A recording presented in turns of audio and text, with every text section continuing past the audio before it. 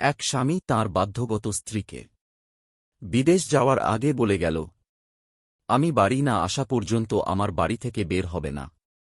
কয়েকদিন পর তাঁর স্ত্রীর কাছে খবর আসছিল তাঁর বাবা অসুস্থ, কিন্তু তিনি দেখতে যাননি। কয়েকদিন পর আবার খবর আসলো তার বাবা মারা গেছেন। তারপরও তিনি তার বাবাকে শেষ দেখা দেখতে যাননি। তাঁর বাবা মারা যাওয়ার কিছুদিন পর তার স্বামী বাড়ি চলে আসল। তখন তাঁর স্ত্রী তাঁর স্বামীকে সবকিছু খুলে বলল এবং স্বামীকে নিয়ে বাবার বাড়ি চলে গেল।